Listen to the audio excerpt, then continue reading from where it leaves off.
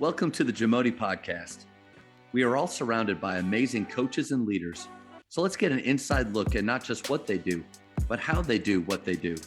After all, becoming the best versions of ourselves is JAMODI, just a matter of doing it.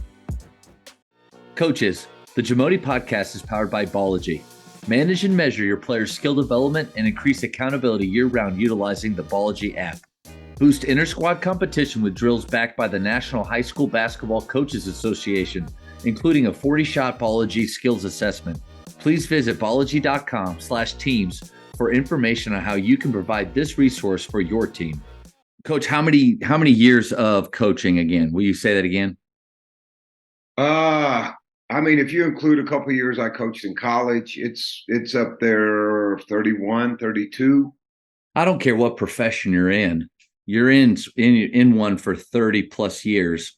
That's incredible. You know, the staying power. Yeah. That's with I took some time off from 2005. And so I was actually out of coaching for almost a decade. I started doing some private lessons in Texline with a couple of kids, the superintendent at the time, his son, and that's what kind of got me back into coaching. But I got out for a number of reasons. My parents were dealing with some ill health and ended up losing both of them in 15 and 18. And my dad had 3 really successful insurance agencies going, and so kind of jumped into that arena. And but all in all, it's been 30 plus years of coaching, and most of it's been as a head coach at different levels. So I would imagine, and you've talked about juice and showing up the right day. A lot of that starts with daily habits. So what daily habits set you up for success? Daily habits, and I think this is really important, at least for me, is I get up, like I hear a lot of your guests talk about how early they get up, and I'm pretty much 4 a.m. I'm a 4 a.m. guy. I've been a 4 a.m. guy for a long, long time. Wow. So it's pretty much natural for me to get up at 4, and I just we have a percolator. That's how we make our coffee. My wife and I are big time. We love coffee, decaffeinated coffee, regular coffee. I get that going, and that smell starts permeating the house. And then I just sit down and write. Like I've been journaling now for, probably 15 years, like consistently. Wow. And so I put some thoughts on paper, and it could be anything. It could be reflection. It could be about my thoughts for the day, goals for the day. It's good for me mentally to just get some stuff out, and I just write, and I don't know where it's going to go. Some days it flows in pages, and some days it's a hassle to spit out a paragraph. It just depends on where I'm at, but I find it to be when I don't do it, I'm maybe not quite in the same mindset. So that's beneficial for me.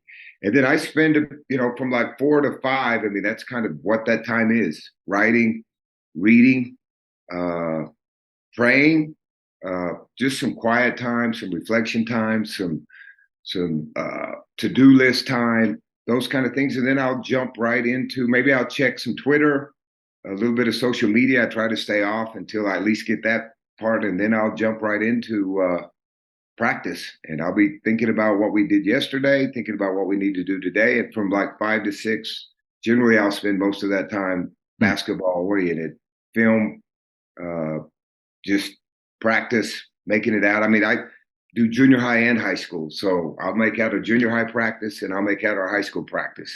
And they're on the same paper, but it's like half of it's junior high, half of it's our high school. And generally it'll take me, an hour, sometimes 30 minutes, sometimes more than that. Yeah. Just depending on what all we're doing and why I want to do it.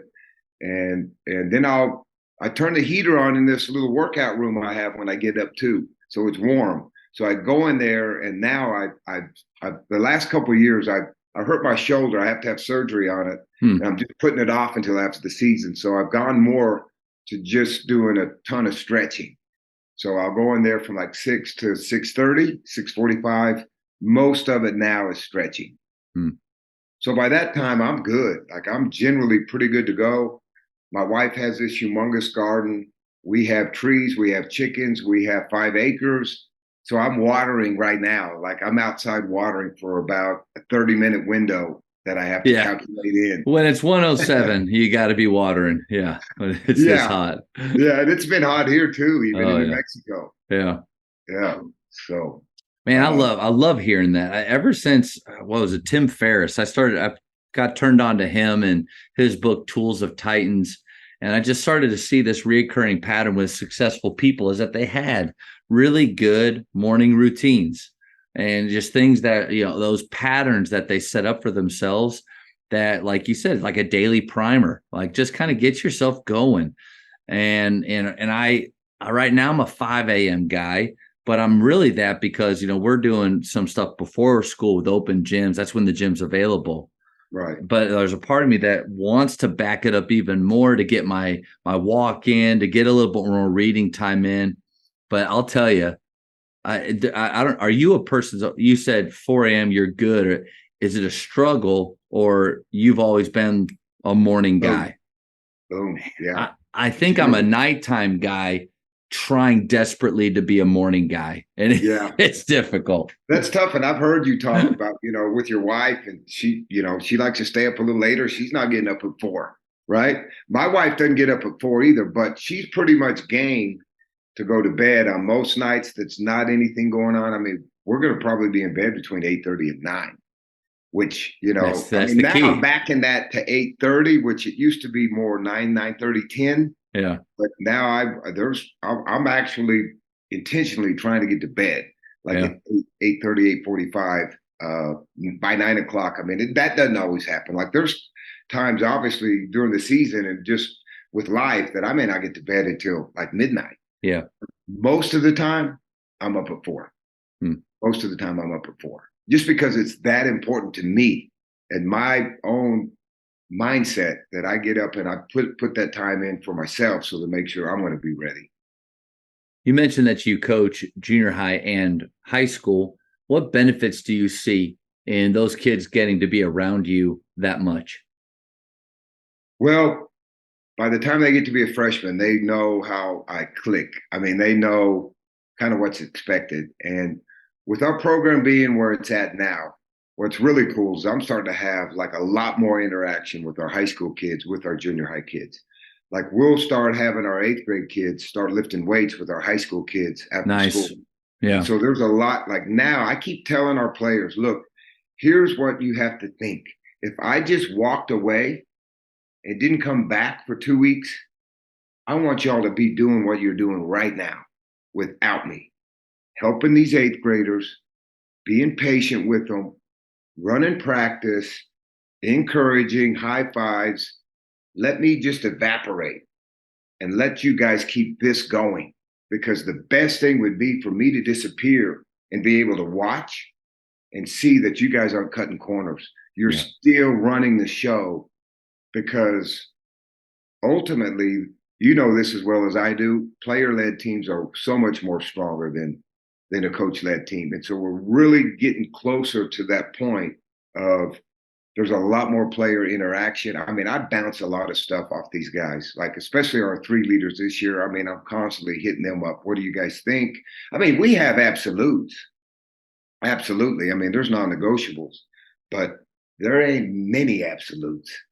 I don't roll with too many absolutes. There's a lot of what ifs and now what's and where's this going to go if we make this choice and where's it going to go if we make that choice.